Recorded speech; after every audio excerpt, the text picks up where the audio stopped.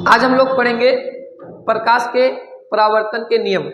लेकिन नियम को जानने से पहले हम उसके कुछ किरणों का अध्ययन करेंगे, क्योंकि जब तक आप किरणों का अध्ययन नहीं करोगे कि किस किरणों का क्या नाम होता है, तब तक आप उसे नियम को नहीं जान पाओगे।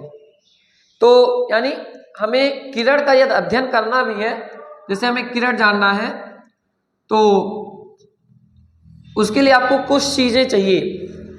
जैसे आप सुबह सुबह शीशे का यूज करते हो, जिसे आप दर्पण बोलते हो। तो उसी प्रकार मैं एक दर्पण लेना चाहूँगा। तो जो दर्पण होता है, आप जाकर अपने शीशे में देखना, तो उसके एक तरफ क्या हुई होती है, पॉलिश हुई होती है। आप देख रहे हो, मैंने एक तरफ क्या कर दिया, इसको पॉलिश कर दिया, ठीक है। और उसके दूसरी तरफ आप देखते हो कि वो चमकता हुआ दिखाई पड़ता है। अर्थात जब हमने पॉलिश कर दिया, तो इस पृष्ठ का जो नाम होगा, जो ऊपर वाला ये पृष्ठ दिख रहा है, इसका नाम है परावर्तक पृष्ठ, ठीक है। इसका नाम है परावर्तक पृष्ठ। हाँ, ठीक है।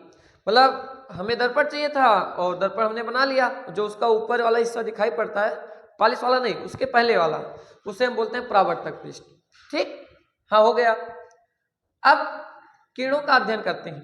जैसे सूर्य, मैंने एक सूर्य बनाया ये यहाँ पर। अब सूर्य तो सब लोग जानते हो, ठीक है ना। और ये आपके पास दर्पण है। सूर्य से आने वाली किरणें, अब देखो, सूर्य से आने वाली किरणें क्या हो रही है, आपके दर्पण पर टकरा रही है। टकरा रही है ना, टकरा रही है। तो यानी सूर्य की किरणें यहां से यहां आई और इस पे टकराई। इसका मतलब इसके दो माध्यम हो गए। एक माध्यम हो गया यहां से लेकर यहां तक, इस माध्यम का नाम क्या है, वायु माध्यम। मतलब जैसे कांच माध्यम हो गया, वायु माध्यम हो गया, और कोई दलदल माध्यम हो गया। मतलब A to Z बहुत से माध्यम हो सकते हैं। तो इस समय वायु माध्यम है। इसका मतलब यहां से किरणें यहां आई, तो पहली बात वायु आपका माध्यम है जो किरणें आई, ठीक। और उसके बाद देख रहे हो यहां पर एक दूसरा माध्यम है जिसका नाम है कांच। तो यानी ये हमारा दूसरा माध्यम है जिसका नाम है कांच।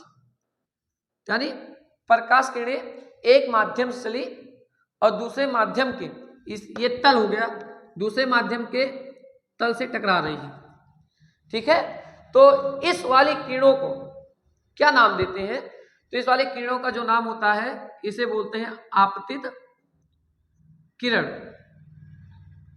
इसका नाम है आपतित किरण। आपतित किरण मतलब आने वाली किरण, मतलब जो आ रही है किरण और दर्पण से टकरा रही है, उसका नाम है आपतित किरण, ठीक है ना। और जिस बिंदु पर ये टक्कर मार रही है, जिस बिंदु पर टक्कर मार रही है, उसका नाम होता है आपतन बिंदु। इसका नाम होता है आपतन बिंदु। तो यानी आपने दो चीजों को जाना। जो आने वाली किरण होती है उसे आपतित किरण बोलते हैं, और दर्पण के जिस पृष्ठ पर टकरा रही है उसे आपतन बिंदु कहते हैं। अब ये किरण आई जिसका नाम हमने आपतित किरण दिया, और जिस बिंदु पे ये टक्कर कर रही है उसका नाम आपतन बिंदु दिया। उसके बाद ये किरण पुनः वापस चली गई, इसमें पुनः अपने माध्यम में वापस चली गई, जिसका नाम देते हैं परावर्तित किरण। क्या नाम देते हैं, परावर्तित किरण। मतलब आपने दो किरणों को जाना, एक बिंदु को, आने वाली किरण आपतित किरण, जाने वाली किरण परावर्तित किरण, और जिस बिंदु पे टक्कर कर रही है उसका नाम देते हैं आपतन बिंदु। और एक किरण के बारे में वो जानते हैं जो एक काल्पनिक होती है, मतलब हम लोग उसे बनाते हैं कल्पना से, हम काल्पनिक मानते हैं। वो क्या होता है, इस आपतन बिंदु पर एक अभिलंब खींचते हैं। अभिलंब तो पता ही होगा, जैसे कि 90 डिग्री का कोण बनाए, वो लंबवत कोण हो गया 90 डिग्री। इसी प्रकार हम इस आपतन बिंदु पर एक क्या खींचते हैं, आपतन बिंदु पर हम लोग एक लंबवत रेखा खींचते हैं जो एक काल्पनिक होती है। जिसे बोलते हैं अभिलंब। क्या नाम देते हैं? इसका नाम देते हैं अभिलंब। तो इस तरीके से आपने दो किरणों, एक आपतन बिंदु और एक अभिलंब के बारे में जाना। ठीक है, ये कुछ किरणें हो गई।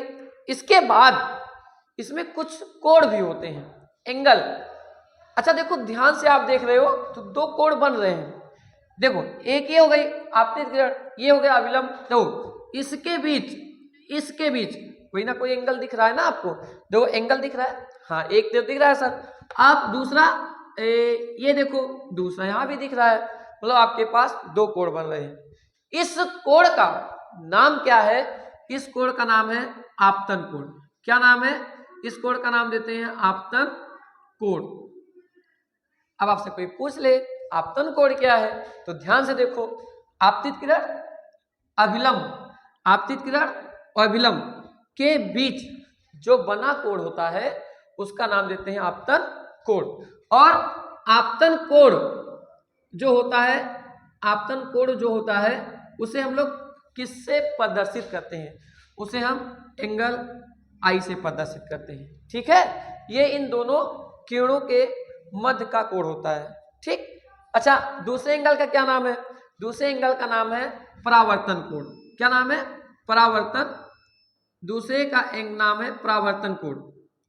अच्छा हाँ, परावर्तन कोण है, तो यानी कोई पूछे परावर्तन कोण क्या है, तो आप सिंपल सा आंसर दे सकते हो, परावर्तित किरण तथा अभिलंब। देख रहे हो ना, इस किरण और इस किरण के बीच एक कोण बन रहा है जिसका नाम देते हैं परावर्तन कोण। यानी अपरावर्तित किरण तथा अभिलंब के बीच बना कोण परावर्तन कोण कहलाता है। ठीक है, अपरावर्तन कोण हो गया।